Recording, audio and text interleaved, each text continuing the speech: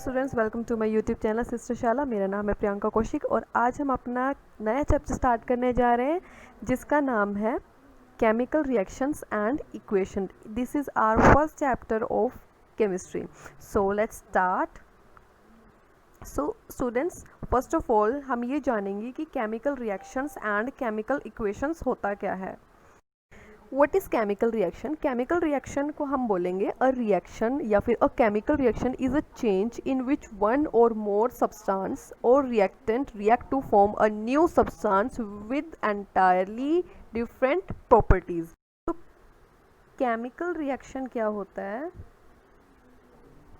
A chemical reaction is a change in which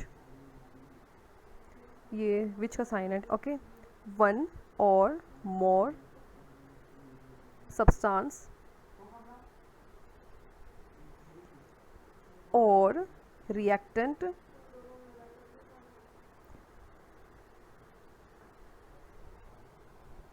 react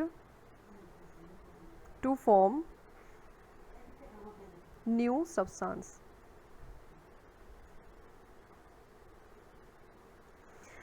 chemical reaction वो reaction या फिर equation होती है जिसमें वन और टू जो सब्सटेंस होते हैं वो कंबाइन होते हैं और एक नया सब्सटेंस बनाते हैं। जैसे कि फॉर एग्जांपल हम अपना सिंपल सा एग्जांपल लेंगे, जैसे कि H2 + O2 goes to 2H2O।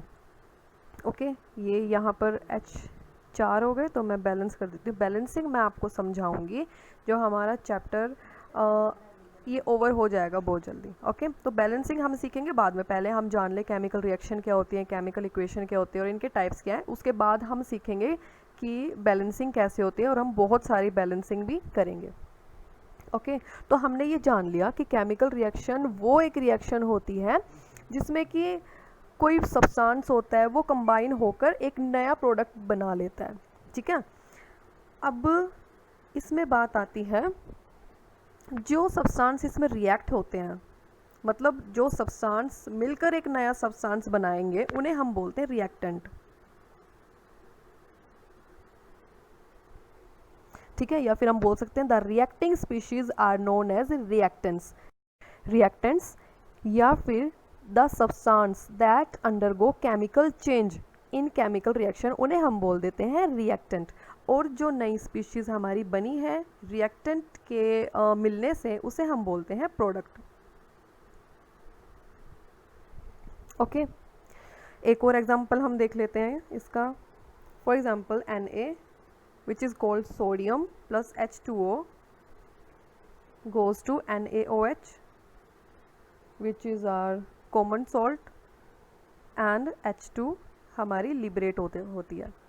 जो मैंने ये साइन बनाया है H2 के बाद, इसका मतलब होता है लिबरेट। लिबरेट करना मतलब निकलना। जैसे कि ऑक्सीजन जब हमारी लिबरेट होती है या फिर निकलती है, फिर हम उसके बाद ऐसा साइन बनाते हैं H2 लिबरेट, मतलब जो गैसेस होती हैं उनके बाद ऐसा साइन लगता है, इसका मतलब होता है कि ये लिबरेट हो रही हैं। ओके, अब मैं इसे इरेज कर देती हूँ। So this is our sodium and this is water. और मैं आपको बता दूँ, सोडियम और वाटर का जो कॉम्बिनेशन है वो बहुत ही डेंजरस हो सकता है। This is a hazardous reaction, मतलब नुकसान हो सकता है इससे। ओके, अब आता है हमारा आइडेंटिफिकेशन ऑफ केमिकल रिएक्शंस। मतलब कि अगर कोई केमिकल रिएक्शन हुई है, सब्सटेंस कंबाइन हुए हैं और एक नया प्रोडक्ट बना है, मतलब हाउ कैन वी आइडेंटिफाई कि इसमें केमिकल रिएक्शन हुई है। तो मैं आपको बता दूं, अ chemical reaction can be identified by either of the observation. मतलब अगर चेंज इन स्टेट, अगर स्टेट चेंज हुई है, मतलब कि दो सॉलिड थे वो रिएक्ट हुए हैं और एक नया प्रोडक्ट बना है जो कि लिक्विड है। मतलब पहले तो ये सॉलिड था, बाद में ये लिक्विड हो गया, स्टेट चेंज हो गई ना, तो इसका मतलब केमिकल रिएक्शन हुई है। सेकंड हमारा आता है इवोल्यूशन ऑफ गैस,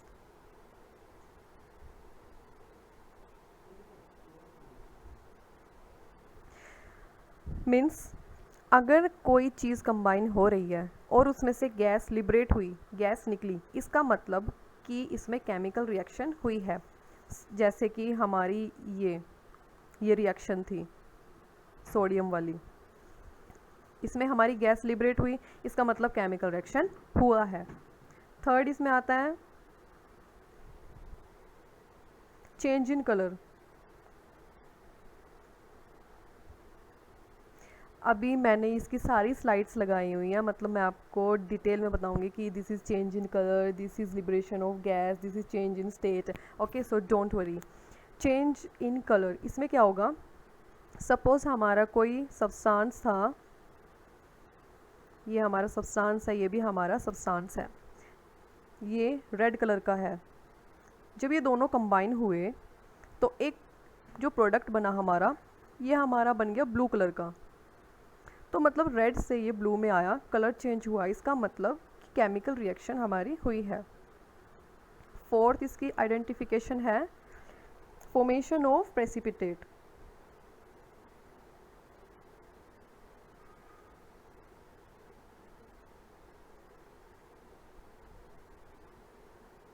प्रेसिपिटेट या फिर पीपीटी।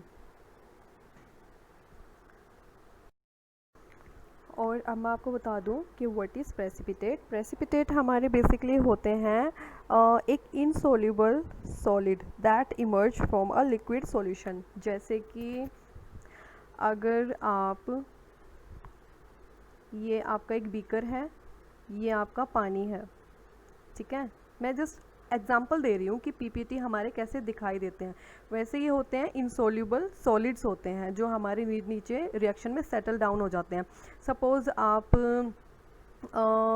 बीकर में है और ये है हमारा पानी, तो अगर आप इसमें सैंड मिला दें तो क्या होगा, वो सारा सैंड नीचे सेटल डाउन हो जाएगा। तो इन द सेम वे हमारा पीपीटी होता है जो कि रिएक्शन में हमारा नीचे सेटल डाउन हो जाता है। ओके, सो हाँ, तो हम बात कर रहे थे कि जब हमारी प्रेसिपिटेट की फॉर्मेशन होगी तो उससे भी हमें पता लगता है कि हमारा ये केमिकल रिएक्शन हुई है। तो अब मैं इसका एक एग्जांपल दे देती हूँ। जैसे MgOH2 मैग्नीशियम हाइड्रोक्साइड प्लस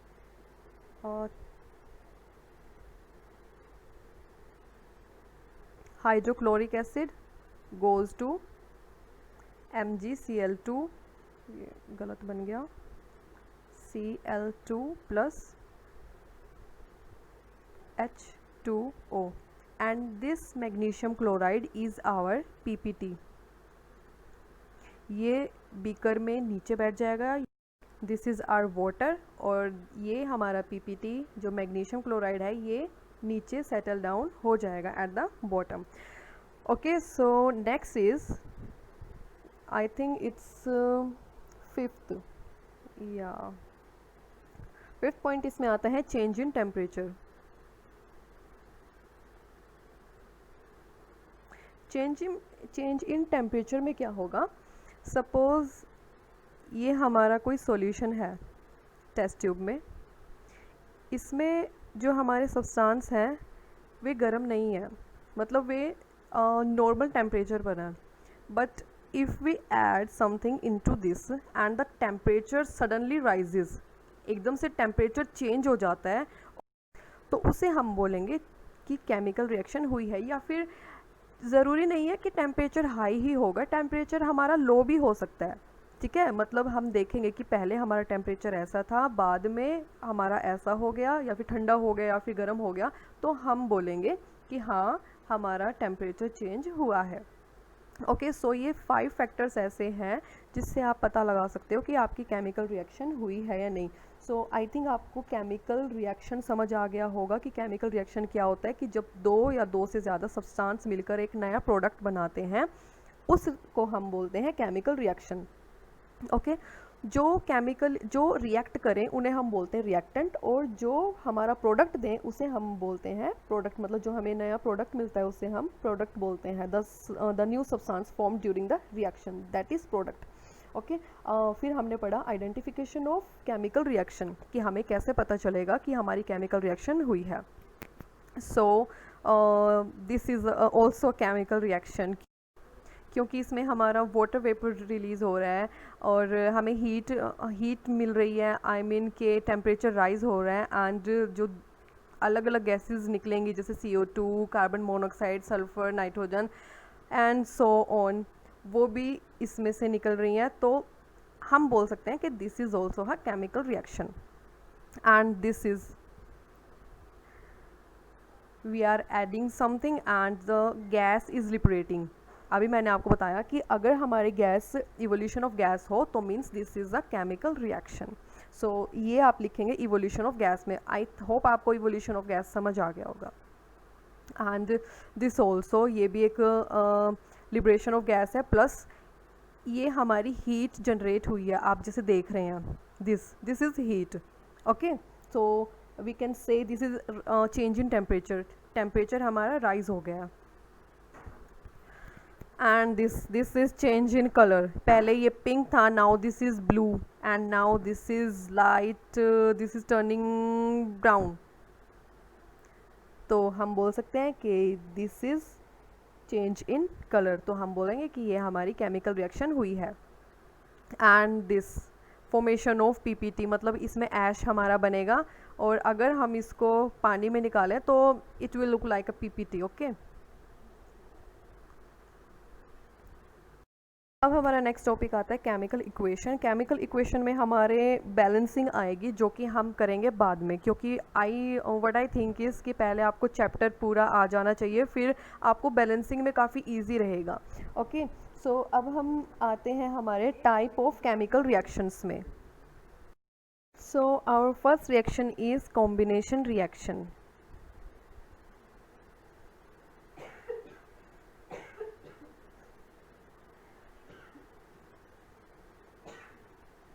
जैसा कि आपको नाम से ही पता लग रहा है कि कॉम्बिनेशन का मतलब होता है कंबाइन होना. इस रिएक्शन में क्या होता है, इसमें दो या फिर दो से रिएक्टेंट कंबाइन होते हैं to form a single product.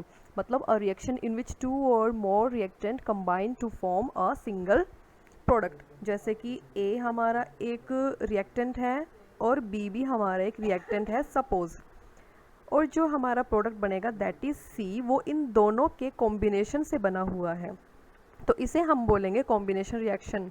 Okay, and this is our example. So this is our example. This is NaCl. I should change my pen. This is NaCl. ठीक है, NaCl हमारा बना है Na सोडियम प्लस क्लोरीन, फिर हमारा बना है NaCl. This is our reactant and this is our product. तो इसमें दो हमारे सब्सटेंस मिलकर एक नया प्रोडक्ट बना रहे हैं, इसे हम बोलते हैं कॉम्बिनेशन. दो चीज़ कंबाइन हुई है तभी तो तीसरी बनी है, तो इसी चीज़ को हम बोलते हैं कॉम्बिनेशन. जैसे ये NaCl, ये जब दोनों कंबाइन हुए तो एक नया प्रोडक्ट बना है NaCl, जो कि हमारा होता है सॉल्ट. अभी मैं इसके और एग्जांपल्स दे देती हूँ आपको.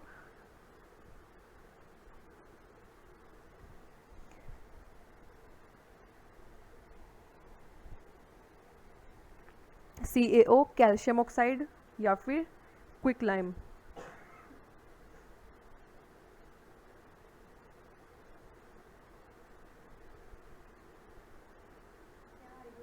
This is water. Okay, calcium oxide बोल सकते हैं हम इसे, या फिर क्विक लाइम. अब हमारा ये बनेगा calcium hydroxide.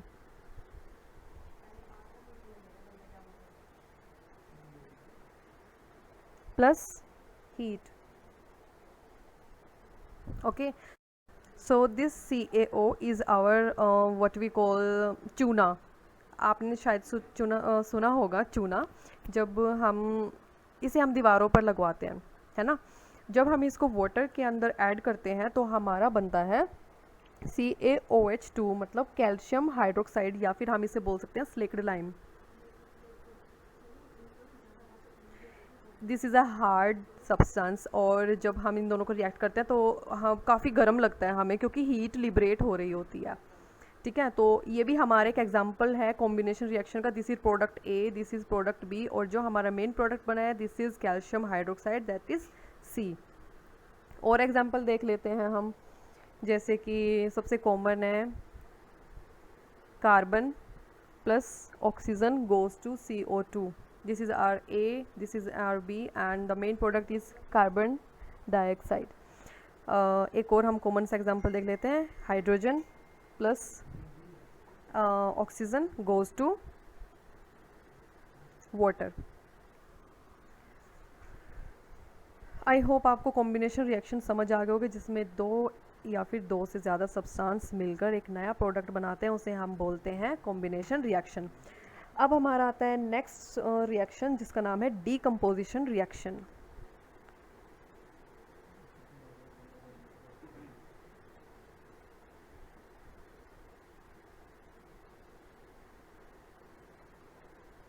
This is reaction, RXN मैंने लिखा है, this is reaction. Okay, decomposition reaction क्या है? This is just opposite to the combination reaction. जैसा कि आपको नाम से ही पता लग रहा है कि डीकम्पोज मतलब टूट जाना, डीकम्पोज होना, जैसे आपने बायो में पढ़ा है ना ये डीकम्पोज हो जाना।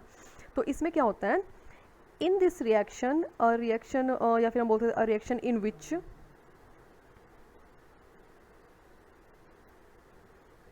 ये विच का साइन है, मैं आपको बार बार बता रही हूँ, ठीक है। A reaction in which a single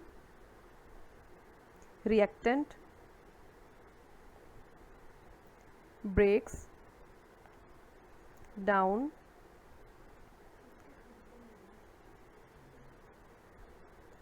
to form two or more products। Okay, मतलब कॉम्बिनेशन रिएक्शन में क्या हो रहा था, हमारे जो सब्सटेंस है वो कंबाइन होकर एक नया प्रोडक्ट बना रहे थे। बट डीकम्पोजिशन रिएक्शन में क्या है कि एक रिएक्टेंट होता है और वो टूट कर दो या फिर दो से ज़्यादा प्रोडक्ट बनाता है। अब हम एग्जांपल देख लेते हैं इसके। जैसे कि पहला हमारा एग्जांपल आता है इसका CaCO3, that is calcium carbonate या फिर लाइमस्टोन। जितने भी हमारे शेल्स होते हैं वो कैल्शियम कार्बोनेट के ही बने होते हैं, क्योंकि ये बहुत हार्ड होता है और इसके अंदर जो रहने वाला एनिमल है जो कि मोलस्कस होते हैं वो काफ़ी सॉफ्ट होते हैं। तो उनको बचाने के लिए एक कवरिंग होती है इनके ऊपर, दैट इज़ ऑफ CaCO3 या फिर कैल्शियम कार्बोनेट या फिर हम बोल सकते हैं लाइमस्टोन। इसको अगर हम हीट करेंगे, this is a sign of heat. Okay, तो हमारा आएगा CaO मैंने आपको अभी अभी बताया है इसका नाम क्या है, तो आप ये मुझे कमेंट सेक्शन में लिखकर बताएंगे। मैं इसका सिर्फ आपको ये नाम बता रही हूँ, कॉमन नेम आपको खुद बताना है। इसका नाम है कैल्शियम कार्बोनेट। हमारा कैल्शियम कार्बोनेट बनेगा प्लस कार्बन डाइऑक्साइड लिबरेट होगी। ओके, दूसरा एग्जाम्पल हम देख लेते हैं।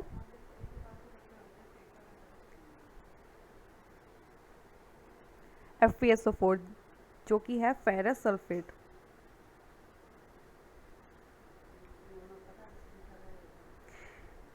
इट गिव्स, जब हम इसे हीट करेंगे, Fe2O3 plus SO2 plus SO3, ठीक है। This is sulphur dioxide, this is sulphur trioxide. Okay, and this is our, ये है हमारा फेरिक ऑक्साइड। सॉरी, हाँ ठीक है, फेरिक ऑक्साइड।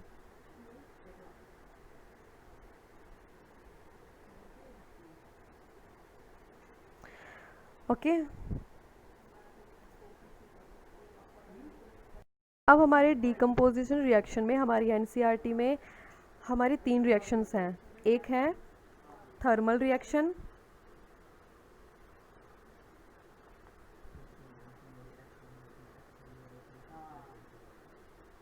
दूसरी है हमारी इलेक्ट्रोलिसिस, और तीसरी है हमारी फोटोलिसिस। इस फोटोलिसिस को हम बोलते हैं photochemical decomposition.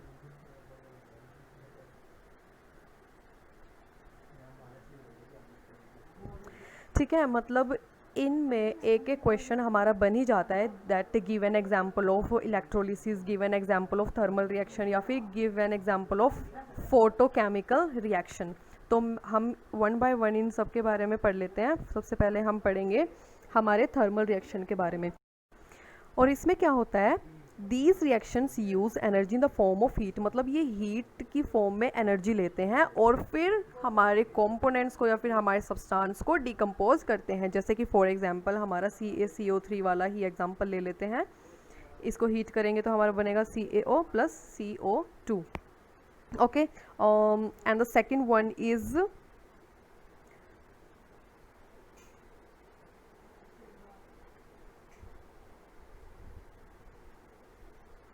PbNO3। PbNO3 is lead nitrate।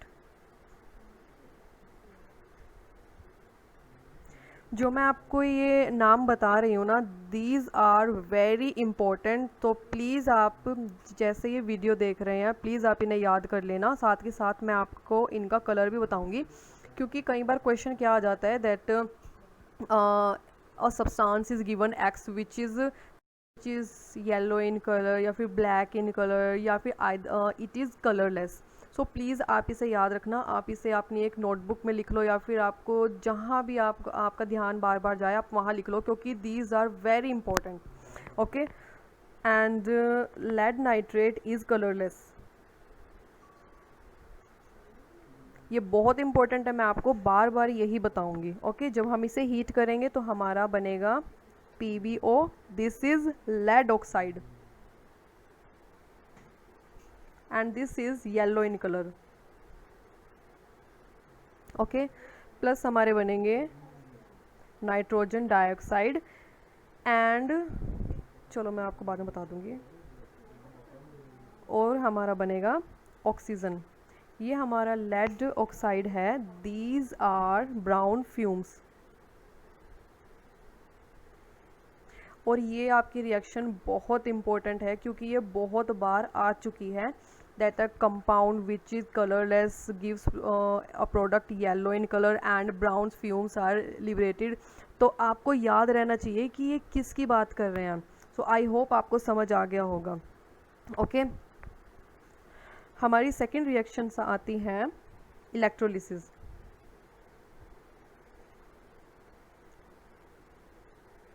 Electrolysis में क्या होता है, these reactions involve the use of electrical energy for decomposition. मतलब हमारी थर्मल एनर्जी में हमारी यूज़ हो रही थी हीट एनर्जी, पर इसमें होगी इलेक्ट्रिकल एनर्जी।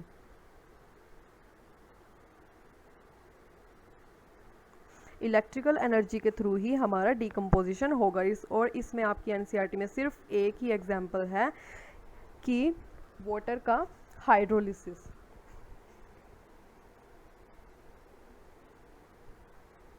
इलेक्ट्रिक करंट और फिर हमारा बनेगा हाइड्रोजन प्लस ऑक्सीजन। ओके, मैं आपको इसकी स्लाइड दिखा देती हूँ, पता नहीं वो कहाँ पर होगी, बट शायद मैंने वो डाली नहीं है, कोई बात नहीं। ठीक है, तो इसमें क्या होगा कि when the electric current is passed through the water, this is our water, जब हम इसके थ्रू इलेक्ट्रिक करंट पास करेंगे तो हमारा वाटर डिकम्पोज हो जाएगा इनटू हाइड्रोजन एंड ऑक्सीजन में। और दूसरा हमारा इसमें आता है एग्जाम्पल 2NaCl, इलेक्ट्रिक करंट, मैं EC लिख रही हूँ, पूरा नहीं लिख रही हूँ। ओके, हमारा Na बना है और क्लोरीन गैस बनी है हमारी। ठीक है, तो इसमें क्या होगा, when electric current is pass through the molten, this is molten मतलब पिघला हुआ है। ठीक है, molten sodium chloride, it decompose into sodium and chlorine gas. तो आप इलेक्ट्रोलिसिस के ये दो एग्जाम्पल याद रखिएगा, क्योंकि ये बहुत इंपॉर्टेंट है, ये 1 नंबर के क्वेश्चन में आ सकते हैं। थर्ड हमारा आता है फोटोलिसिस। ठीक है, फोटो का मतलब होता है लाइट और लाइसिस का मतलब होता है टू ब्रेक। इसमें क्या होता है, in these reaction involve the use of light energy, मतलब लाइट एनर्जी इनको मिलेगी तो ही डिकम्पोजिशन होगा। These reactions uses light energy. और इसमें आपके दो एग्जांपल्स हैं। पहला मैं लिख दे रही हूँ AgCl, मतलब silver chloride which is white in colour. मैं आपको बार बार कह रही हूँ, जो मैं आपको नाम बता रही हूँ आप प्लीज़ उसे याद रखिएगा, प्लस उसका जो कलर मैं आपको बताऊँगी वो भी,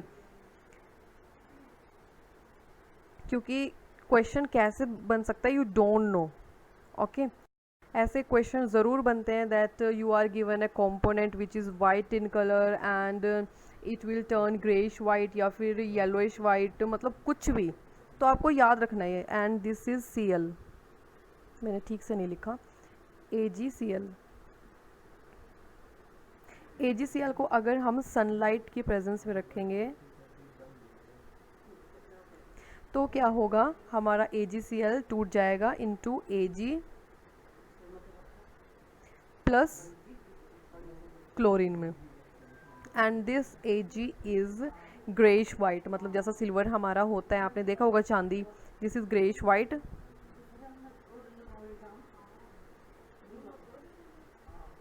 and this chlorine is yellowish green.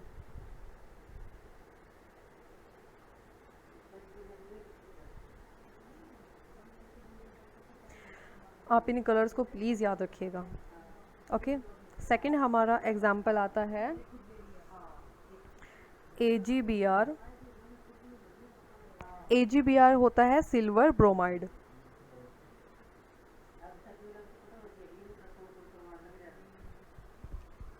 और ये होता है पेल येलो।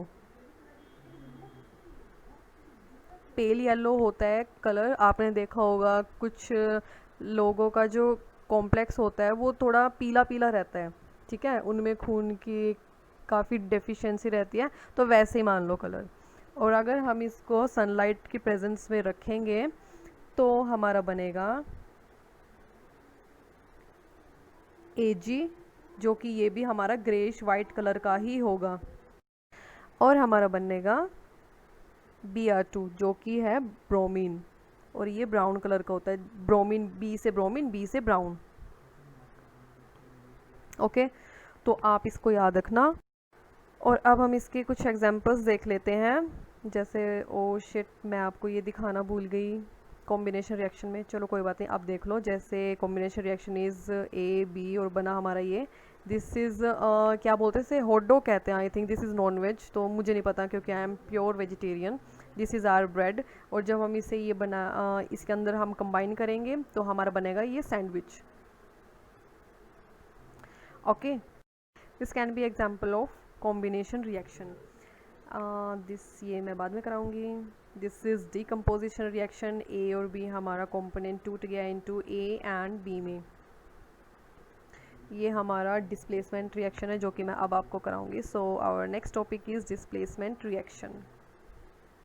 तो अब हम पढ़ेंगे हमारा तीसरा रिएक्शन जो कि है डिस्प्लेसमेंट रिएक्शन। मैं पेन चेंज कर लेती हूँ, मैं इससे बोर हो गई हूँ।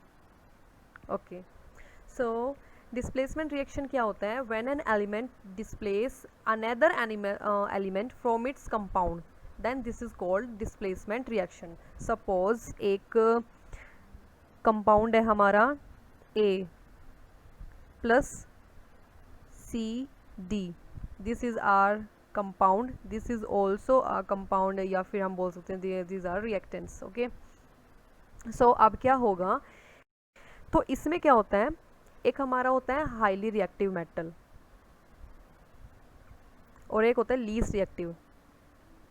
हाईली रिएक्टिव मेटल हमारे वो होते हैं जो बहुत जल्दी हम एक केमिकल रिएक्शन में टेक पार्ट ले लेते हैं। लीस्ट रिएक्टिव होते हैं जिन्हें बहुत टाइम लगता है। ओके, तो हम इसे बोल सकते हैं, एक एग्जांपल के थ्रू मैं आपको बता देती हूँ। सपोज हमारे पास एक ही चेयर है, this is our chair, chair तो नहीं है ये, चलो हम स्टूल बना देते हैं, ये हमारा एक स्टूल है। सो हमारे पास सिर्फ एक ही है, और एक है ये आदमी जो कि काफ़ी ताकतवर है, और एक है हमारा ये आदमी। तो आप मुझे खुद बताओ कि इस चेयर पर कौन बैठेगा। ऑब्वियसली ये वाला जो काफ़ी हेल्दी होगा। क्यों? क्योंकि ये अगर ये जो लीस्ट रिएक्टिव मतलब जो ये कमज़ोर आदमी अगर इस पर बैठेगा तो ये इसे धक्का मार कर गिरा देगा ना। क्यों? क्योंकि इसे बैठना है।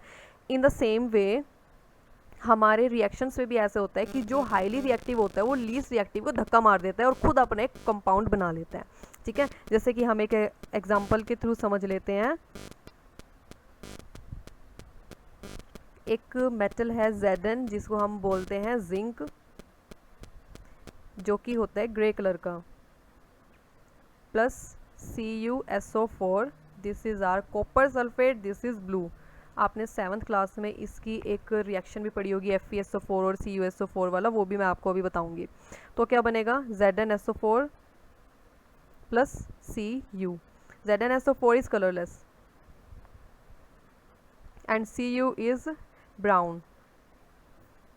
Cu is copper, ZnSO4 is zinc sulfate. Okay, so क्या होता है, जिंक हाईली रिएक्टिव है कॉपर से। ठीक है, तो ये इसको इसकी सीट से धक्का मार देगा और खुद बैठ जाएगा और बना लेगा ZnSO4, और जो ये Cu है ये लीस्ट रिएक्टिव होने के कारण ये Zn को देखता रह जाएगा। ठीक है,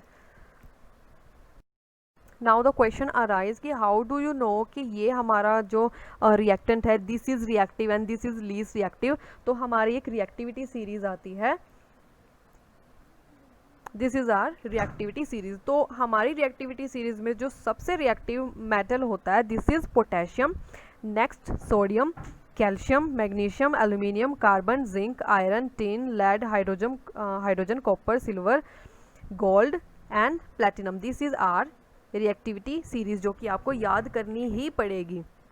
ठीक है, जब हम अपने टाइम में थे when we are in 9th class, तो हमारे सर ने हमें याद कराया था कि काशीनाथ का मोगा आलू ज़रा फीके पकाता है, हम यहाँ पर आगे है, आगे कम होगा आग और पानी। मतलब अपनी जो भी आप स्ट्रेटजी यूज़ करें आप कि आपको ये याद हो जाए कुछ भी। तो मुझे तो ये आज तक याद है, बल्कि जब मैं 9th में थी तो मेरा भाई मुझसे 8 साल छोटा है, वो 1st क्लास में था, तो उसको वो तभी से याद है क्योंकि मैं बार बार बोलती रहती थी काशीनाथ का मोगा आलू ज़रा फीके पकाता है, कम होगा आग और पानी। तो उसको आज तक याद है। Now he is in 12th class, तो उसको अब तक ये चीज़ याद है। तो आप इसे कैसे भी याद करो, बस याद करनी है आपको ये।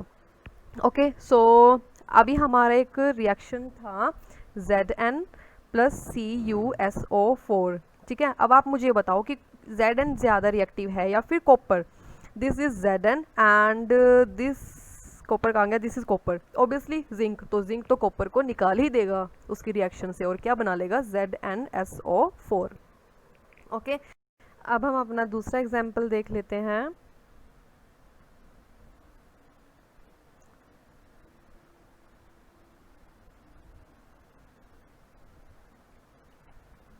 Fe plus CuSO4 goes to. अब आप खुद वीडियो को पॉज करो और सोचो कि दिस इज़ मोर रिएक्टिव और दिस, मतलब या तो Fe ज़्यादा रिएक्टिव होगा या फिर कॉपर। तो आई होप आपने वीडियो पॉज करके सोचा ही होगा। तो अब मैं आपको बता देती हूँ, ये रहा हमारा Fe आयरन, और दूसरे की बात हो रही थी दिस इज़ कॉपर। तो obviously iron is more reactive than copper, तो ये अपना कंपाउंड बनाएगा FeSO4 प्लस Cu, और Cu खाली बैठा रहेगा। ठीक है, वो या फिर ज़मीन पे बैठ जाएगा। ठीक है, दिस इज़ हमारा आयरन मेटल, और दिस इज़ कॉपर सल्फेट। मैं दोबारा बता रही हूँ, this is copper sulphate and this is blue in colour.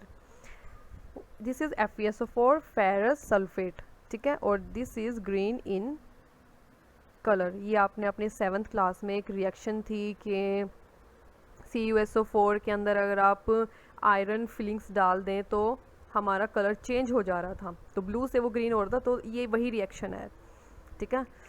So displacement में भी दो टाइप की रिएक्शन होती हैं, single displacement reaction and double displacement reaction. तो अभी हम पढ़ लेते हैं about single displacement reaction. Displacement reaction को मैं पूरा नहीं लिख रही हूँ, okay. So single displacement reaction में क्या होता है कि it is a type of chemical reaction where an element react with, this is sign of with, okay, a compound and takes the place of another element in that compound।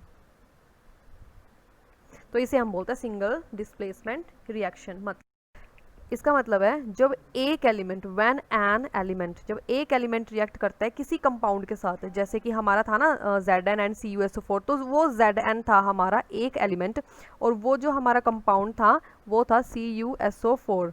जब एक element एक compound के साथ react करता है और उसकी जगह ले लेता है और एक नया कंपाउंड बना लेता है, उसे हम बोलते हैं सिंगल डिस्प्लेसमेंट रिएक्शन। जैसे कि हमारा ZnSO4 वाला भी यही एग्जांपल था और FeSO4 वाला भी हमारा सिंगल डिस्प्लेसमेंट का ही रिएक्शन था। Now here comes our double displacement reaction.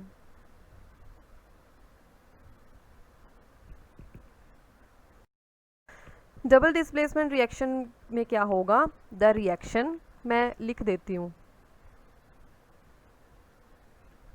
In विच, ये विच है, टू डिफरेंट आयंस और group of atom in the reactant molecules are displaced by each other is called double displacement reaction। मतलब कि एक reaction में दो टाइप के रिएक्टेंट हमारे होंगे और वो दोनों डिस्प्लेस होंगे और नया कंपाउंड बना लेंगे, और इस रिएक्शन को हमारी बोलते हैं प्रेसिपिटेशन रिएक्शन।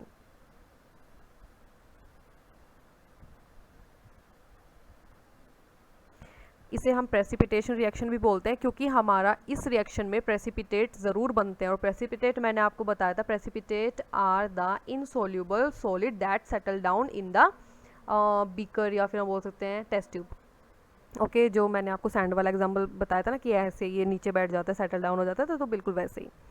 तो अब हम इसमें एग्जाम्पल देख लेते हैं। जो मैं आपको एग्जांपल करा रही हूँ ना, प्लीज़ आप उन्हें ज़रूर याद रखिएगा क्योंकि वो बहुत इंपॉर्टेंट रिएक्शंस हैं। और इसके बाद मैं आपको और भी बहुत सारी रिएक्शंस कराऊंगी। तो ये आई थिंक ये 3-4 दिन की क्लास रहेगी हमारी। ये चैप्टर छोटा है बट इसमें हमारी रिएक्शंस हैं काफ़ी ज़्यादा, और this is chemistry, so you know ये रिएक्शंस काफ़ी इंपॉर्टेंट होती हैं। और हमारा वो भी आएगा बैलेंसिंग, तो हमें वो भी सीखनी है। तो मतलब 4 क्लास तो इसमें लगेंगी हमारी मिनिमम। तो अब हम एग्जांपल देख लेते हैं। जो हमारा सोडियम सल्फेट है which is Na2SO4, this is sodium sulphate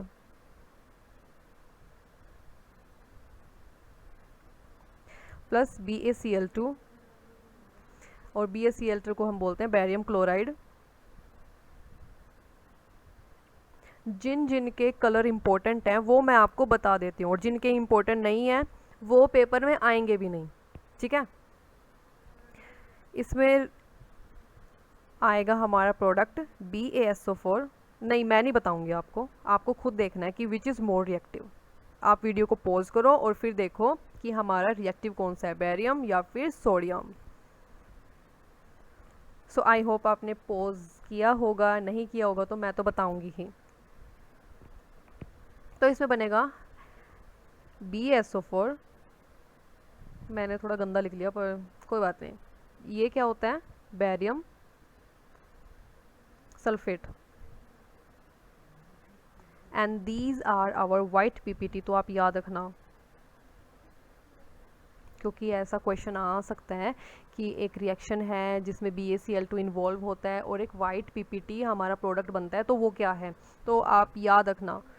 और NaCl, हमारा NaCl बना है, ठीक है। तो अब हम देखते हैं हमारी रिएक्टिविटी सीरीज़ में कि हमारा या फिर हमारा सोडियम कौन सा ज़्यादा रिएक्टिव था। मुझे तो पता है, बट मैं आपको दिखाऊंगी अब। ये रहा, दिस इज़ आवर सोडियम। सो हमारा यहाँ आता है सोडियम। मैं पेन चेंज कर लेती हूँ क्योंकि लाइट में दिखाई नहीं देता ना। Red colour, okay. So this is our sodium.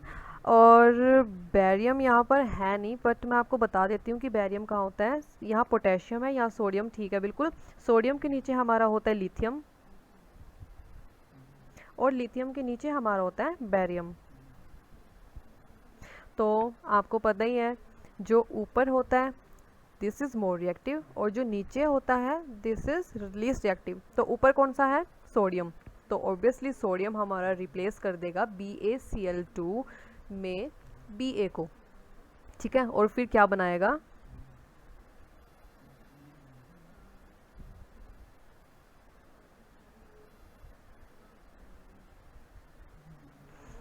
ये इसको रिप्लेस कर देगा और बनाएगा NaCl। और अब इसके पास क्या बचा है, इसने तो कंपाउंड बना लिया NaCl के साथ, अब इसके पास बचा है Ba के पास सिर्फ SO4। तो ये BaSO4 के साथ कंपाउंड बना लेगा, जो कि हमारा होगा white PPT, and this is called barium sulphate.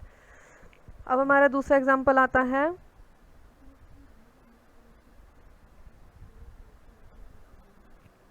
AgNO3, जो कि हमारा होता है सिल्वर नाइट्रेट।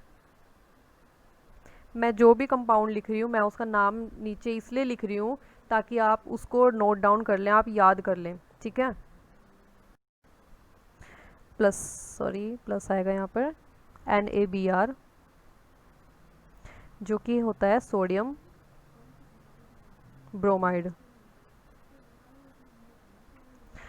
और this will give rise to AgBr।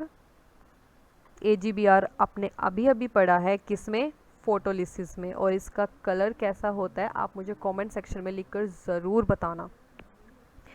AgBr plus NaNO3, this is AgBr का कलर मैं आपको नहीं बताऊंगी क्योंकि अब मैंने आपको अभी भी पढ़ा है। NaNO3 sodium nitrate.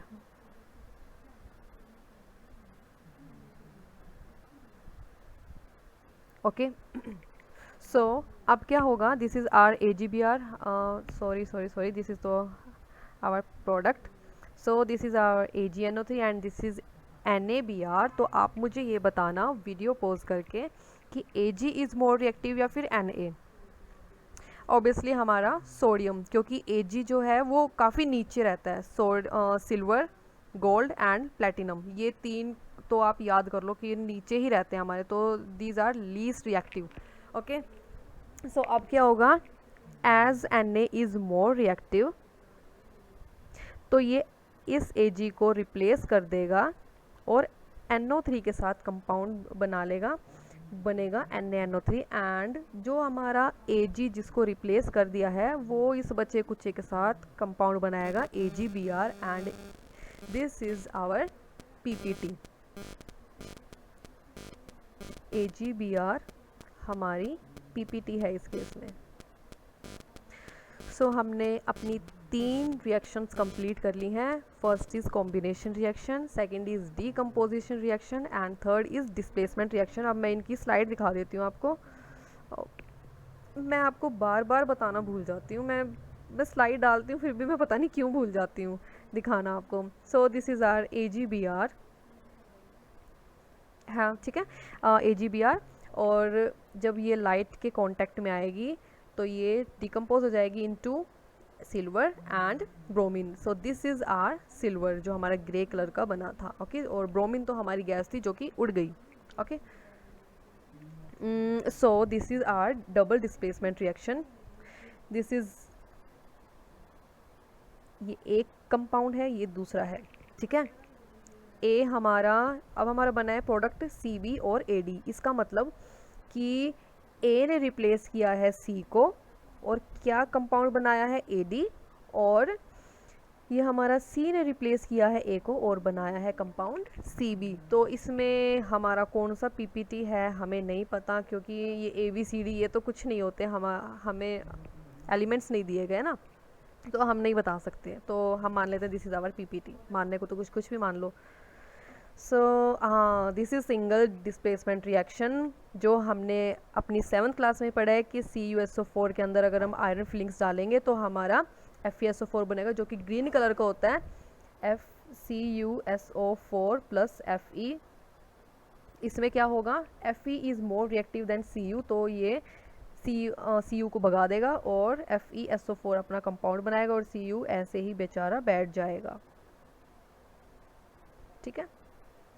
So we are done with our 3 reactions. So our 4th reaction will be oxidation and reduction reaction, and 5th is exothermic and endothermic reaction. अब next आते हैं हमारे reactions oxidation and reduction reaction.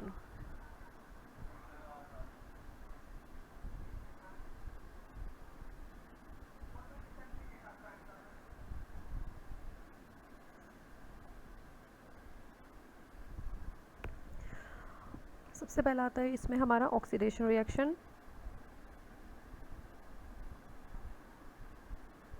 Oxidation reaction क्या होता है कि the process in which oxygen is added to a substance, मतलब किसी सब्सटेंस में अगर हम ऑक्सीजन मिला दें तो दिस इज ऑक्सीडेशन। या फिर हम बोल सकते हैं कि the process in which hydrogen is removed, means अगर हम किसी सब्सटेंस में ऑक्सीजन ऐड कर दें या फिर हाइड्रोजन रिमूव कर दें तो उस रिएक्शन को हम बोलेंगे oxidation reaction. For example Cu plus O2, CuO, जो कि है हमारा कॉपर ऑक्साइड।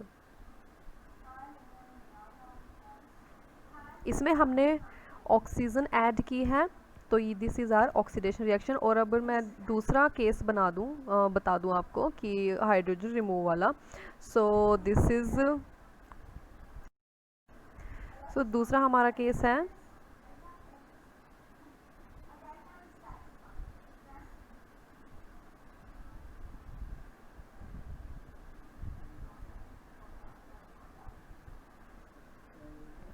पहले इस सल्फर के साथ हमारा हाइड्रोजन अटैच था, this is hydrogen sulphide.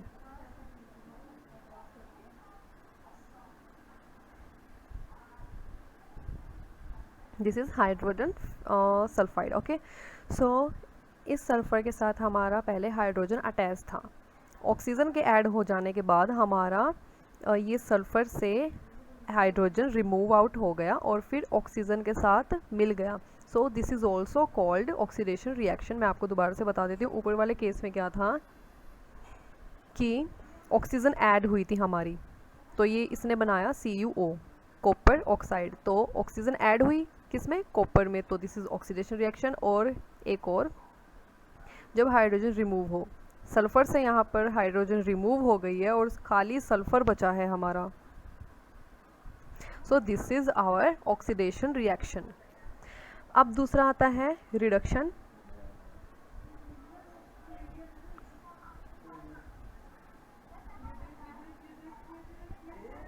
Reduction क्या होता है, it can be defined as the process in which oxygen is removed from a substance, मतलब किसी सब्सटेंस से हम ऑक्सीजन का रिमूव कर दें तो दिस इज़ रिडक्शन। या फिर किसी सब्सटेंस में हम हाइड्रोजन ऐड कर दें, this is also reduction. This is just opposite to oxidation. Oxidation में हम ऑक्सीजन ऐड कर रहे थे और हाइड्रोजन रिमूव हो रहा था, तो वो हमारा ऑक्सीडेशन था। जबकि हमारा जो रिडक्शन है, इसमें क्या होता है, ऑक्सीजन रिमूव होती है, हाइड्रोजन ऐड होती है, मतलब इसके जस्ट अपोजिट। अब हम देख लेते हैं इसका एग्जाम्पल, जैसे कि Na प्लस H2, ये बना हमारा NaH, और NaH होता है सोडियम हाइड्राइड। आप प्लीज़ इसका नाम याद रखना। इसमें हाइड्रोजन ऐड हो रहा है और क्या बना NaH, तो दिस इज़ रिडक्शन। अब हम देख लेते हैं कि जिसमें हमारा ऑक्सीजन निकल रहा हो। दूसरा केस आता है KClO3, this is potassium chlorate.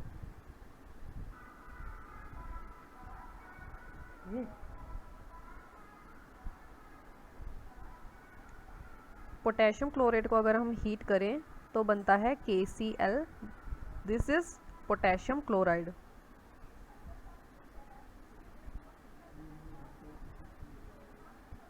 And oxygen, ठीक है। मतलब पोटेशियम क्लोरेट के पास यहाँ ऑक्सीजन ऐड थी, जब इसे हीट किया तो बना पोटेशियम क्लोराइड और ऑक्सीजन रिमूव हो गई। तो हमारे दोनों केस आप, आई होप आपको समझ आ गए होंगे। सो this is all about oxidation and reduction. Okay, फिर हमारा आता है नेक्स्ट रिडॉक्स रिएक्शन।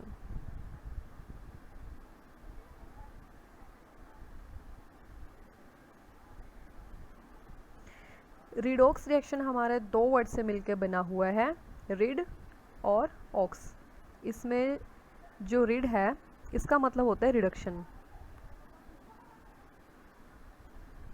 और ऑक्स का मतलब है ऑक्सीडेशन, ठीक है। मतलब ये वो रिएक्शन होती हैं, those reaction in which oxidation and reduction take place simultaneously. मतलब जिस रिएक्शन में ऑक्सीडेशन भी हो रहा हो और रिडक्शन भी हो रहा हो उसे हम बोलते हैं redox reaction. For example CuO plus H2 को अगर हम हीट करें तो बनता है Cu प्लस H2O। अब आप इसमें बताओ कि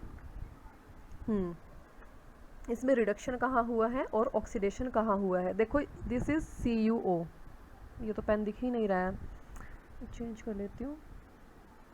आई होप दिस, ये ठीक है। दिस इज CuO, इसके साथ ऑक्सीजन अटैच है, ठीक है। और यहाँ पर Cu खाली है सिर्फ, तो हम बोल सकते हैं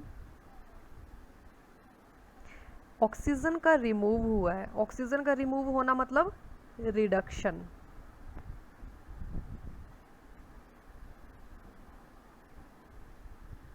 ओके, फिर हम देखते हैं अब यहाँ H2 था, यहाँ H2O था, मतलब पहले ऑक्सीजन थी नहीं थी और बाद में ऐड हुई है, इसका मतलब दिस इज ऑक्सीडेशन।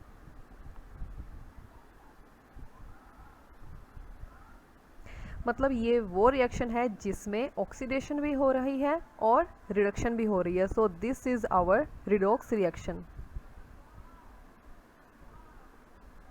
हम एक और एग्जांपल देख लेते हैं इसका।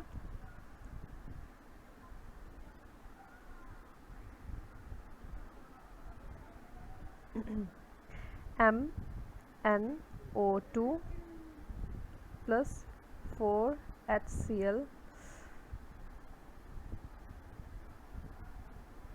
ये सारी बैलेंसिंग मैं आपको दूसरी वीडियो में सिखाऊंगी, ठीक है। Goes to MnCl2 plus Cl2 plus H2O। अब आप खुद वीडियो को पॉज करिए और फिर देखिए कि इसमें ऑक्सीडेशन कहाँ है और रिडक्शन कहाँ पर है। इतना मैं अपना पेन चेंज कर लेती हूँ। यहाँ हमारा Mn है, Mn मतलब मैंगनीज़। मैंगनीज़ के साथ हमारा ऑक्सीजन अटैच है और यहाँ पर ऑक्सीजन नहीं है, तो मतलब ऑक्सीजन रिमूव आउट हुई है। So this is our reduction, ठीक है। मैं दूसरे पेन से लिख दूँगी। फिर यहाँ पर हमारी ये है हाइड्रोजन और यहाँ पर हाइड्रोजन के साथ ऑक्सीजन है, तो मतलब हाइड्रोजन के साथ ऑक्सीजन बाद में ऐड हुई है। So this is our oxidation. अब मैं लिख देती हूँ, this was our reduction and this is our oxidation.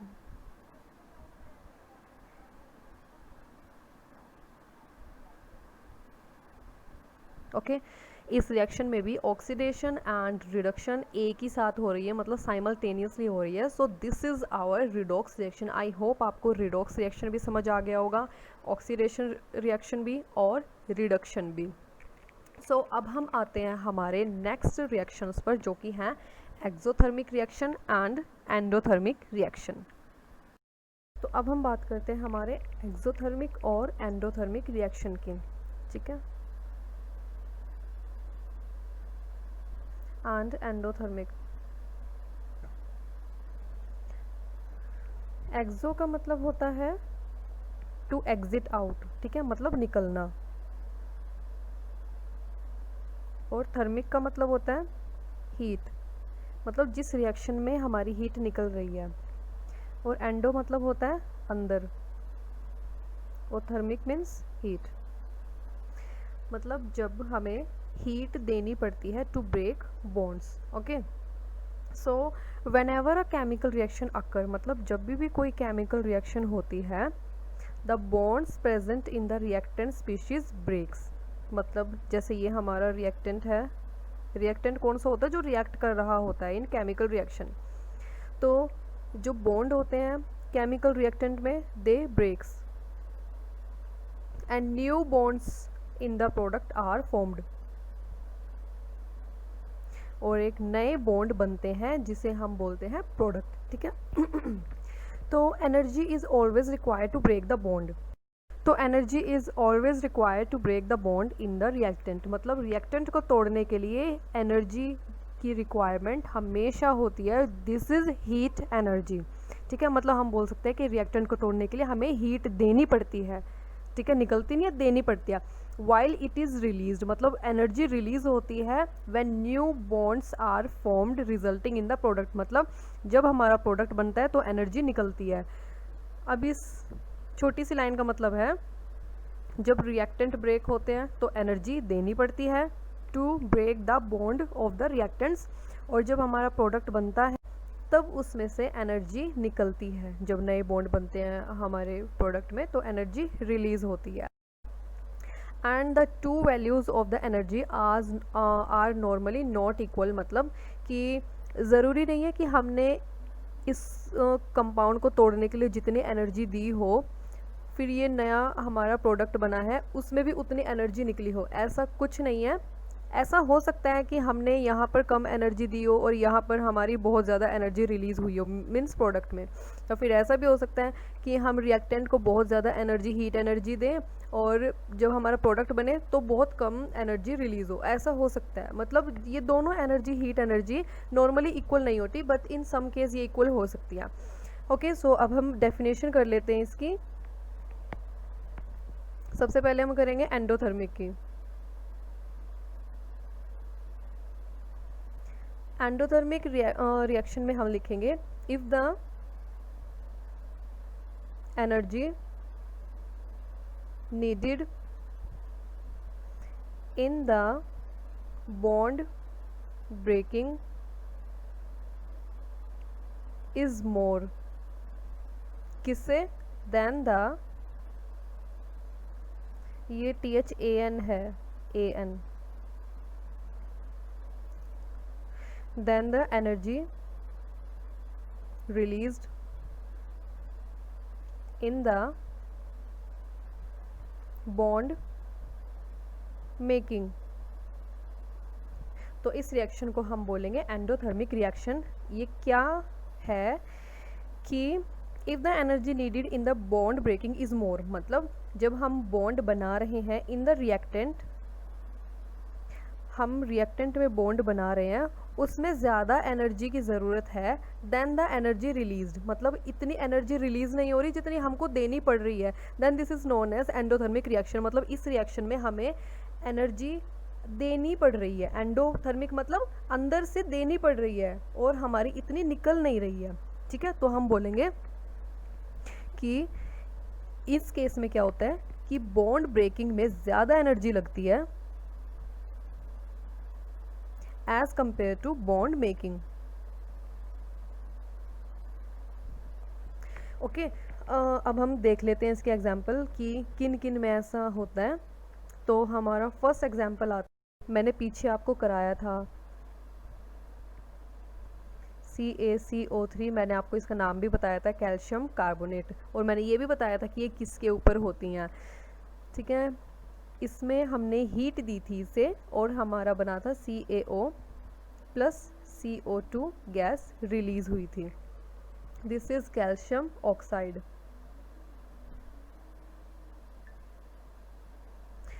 अभी जैसे मे बी आपको ये नाम याद करने में दिक्कत हो रही हो, तो मैं एक अलग से वीडियो बना दूंगी जिसमें आपके सारे ये जो कंपाउंड्स हैं, जैसे कैल्शियम कार्बोनेट हो गया, कैल्शियम ऑक्साइड, कार्बन डाइऑक्साइड हो गया, मैग्नीशियम हो गया, सोडियम हाइड्रोक्साइड हो गया, मतलब ये जितने भी हैं मैं उस सारी में करा दूंगी, तो आप प्लीज़ नोट डाउन कर लीजिएगा। ओके, तो this is our calcium carbonate. इस केस में क्या हुआ कि हमने इसे तोड़ने के लिए, मतलब CaCO3 को ब्रेक डाउन करने के लिए इसके बॉन्ड्स को हमने ज़्यादा हीट दी। ये हीट का ही साइन है, मतलब हमने हीट दी है और इतनी हीट निकली नहीं है जितनी हमने दी थी। Okay, so our next example is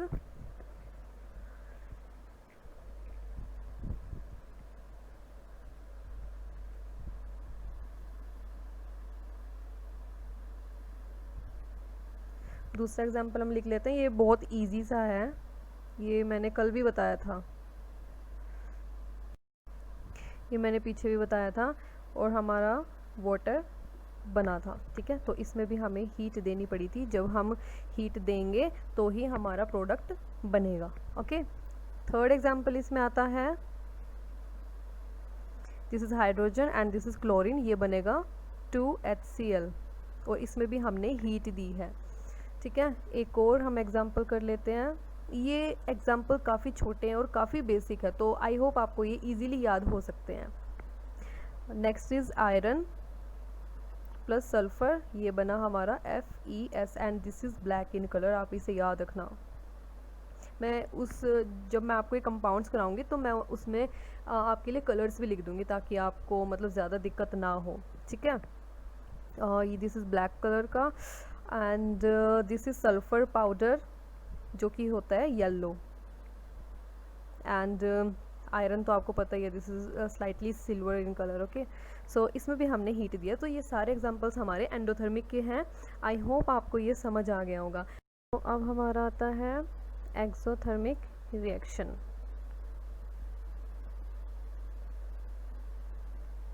this is reaction, ये मैंने रिएक्शन लिखा हुआ। ओके, सो इसमें क्या होता है कि if energy needed in the bond breaking in the reactant is less than the energy released when new bonds are formed resulting in the product।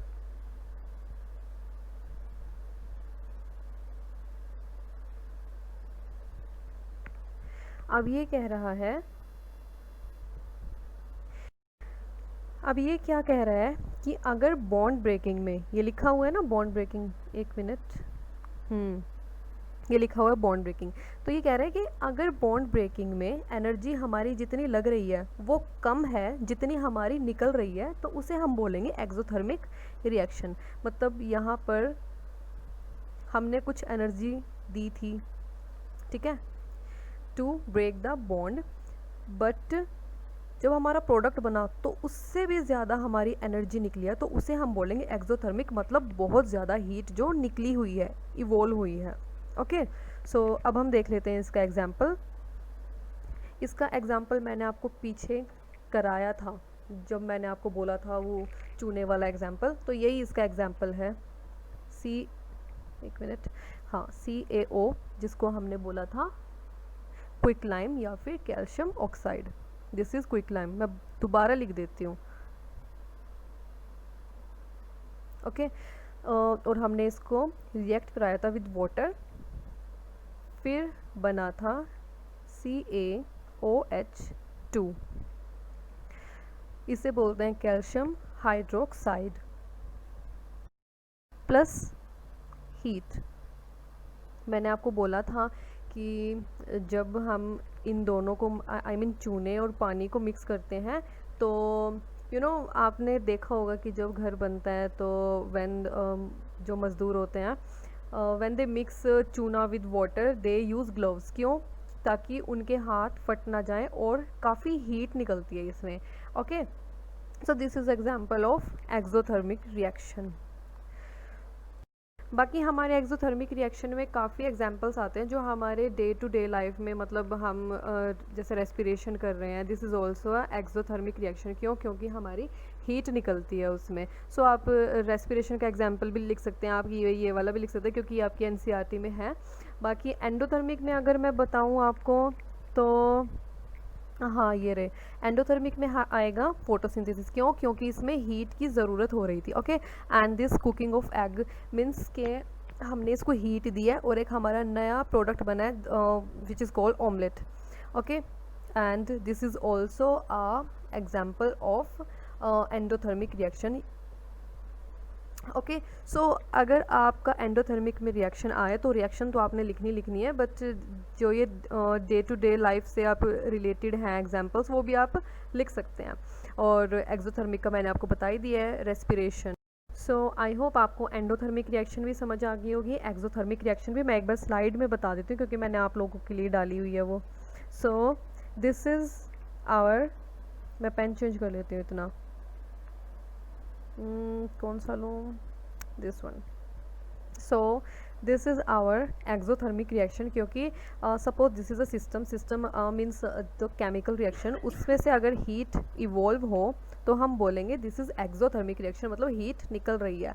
And this is the system where heat is absorbed means हमें heat देनी पड़ रही है इसमें to break the bonds of the reactants. Okay, so this is the examples of exothermic reaction and endothermic reaction, and this is all the example of exothermic and endothermic. I hope जैसे कि आप देख ही सकते हैं कि यहाँ पे heat निकल रही है एंड यहाँ पर एब्जॉर्ब हो रही है। Okay, this is endothermic, this is endothermic. So I hope आपको समझ आ गया होगा what is exothermic reaction and what is endothermic reaction. So our next topic will be corrosion and rancidity, जो कि हम करेंगे कल, क्योंकि आई थिंक ये वीडियो ज़्यादा लंबी हो जाएगी, तो ताकि आपको बोरियत फील ना हो तो हम करेंगे कल कोरोजन, रेंसिडिटी एंड कुछ कंपाउंड्स के नाम प्लस में हमारी बैलेंसिंग। ओके, मतलब इसके बाद हमारा सिर्फ बैलेंसिंग रहती है। बैलेंसिंग तो बहुत इंपॉर्टेंट है। बैलेंसिंग के कुछ पॉइंट्स बताने आप लोगों को, मतलब मैं बताऊंगी, और कोरोजन, रेंसिडिटी एंड फिर हमारा चैप्टर ओवर हो जाएगा। Then we will do extra questions, और चैप्टर 6 के एक्स्ट्रा क्वेश्चंस मैंने आपके लिए निकाल दिए हैं। 82 बने हैं क्वेश्चंस, और आई डोंट थिंक कि उसके बाहर आपका कुछ भी आएगा। अगर आएगा तो आप इतने कैपेबल हो जाओगे कि आप ये लिख सकोगे। ठीक है, सो आपकी चैप्टर 6 की जो एक्स्ट्रा क्वेश्चन वाली वीडियो है वो भी मैं 1-2 दिन में अपलोड कर दूँगी, वो रेडी है, बट बस उसमें थोड़ी सी एडिटिंग वगैरह बाकी है। बाकी 1-2 दिन में वो अपलोड हो जाएगी। So thanks for watching, stay tune and Radhe Radhe.